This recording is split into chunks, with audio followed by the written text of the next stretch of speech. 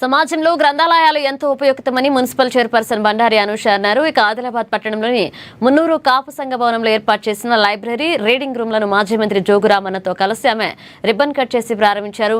పుస్తక పఠనం వలన జ్ఞానంతో పాటుగా వ్యక్తిత్వం కూడా అలవడుతుందన్నారు. పోటీ పరీక్షలకు సన్నద్ధమవుతున్న పేద విద్యార్థులకు గ్రంథాలయం ఎంతగానో ఉపయోగపడుతుందన్నారు. పోటీ పరీక్షలకు సిద్ధమవుతున్న నిరుపేద యువత కోసం లైబ్రరీని ఏర్పాటు చేయడం అభినందనీయమన్నారు. పోటీ పరీక్షలకు సిద్ధమవుతున్న యువత లైబ్రరీలను సద్వినియోగం చేసుకోవాలని సూచించారు.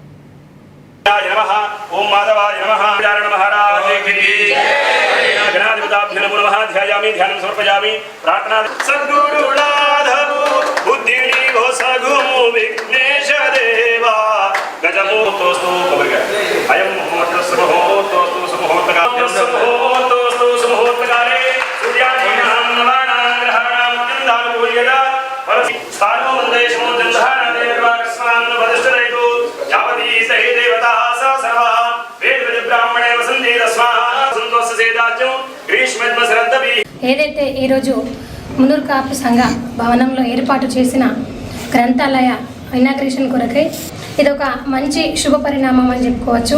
ఎందుకంటే విద్య అనేది ప్రతి ఒక్కరి జీవితంలో చాలా ఇంపార్టెంట్.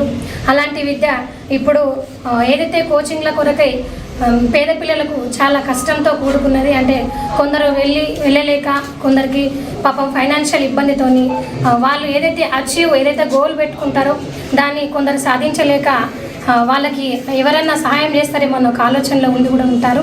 కాబట్టి అలాంటి వారి కోసం ఇదొక మంచి అవకాశం. ప్రతి ఒక్కరు దీన్ని సద్వినియోగం చేసుకోవాలి. అలాగే ఇందాక సార్ ఎలా అయితే ఆయన తోడ్పాటు ఎలా అందిస్తామన్నారు, మేము కూడా మా వంతు చిన్న ఉడత భక్తిలాగా అనుకోండి. మేము కూడా, ఎందుకంటే విద్య అనేది ప్రతి ఒక్కరికి ఇంపార్టెంట్.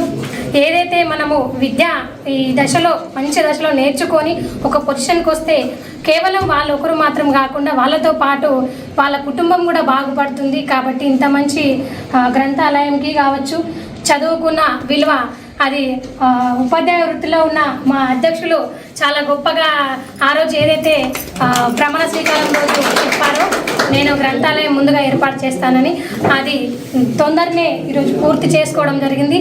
కాబట్టి ఇంకా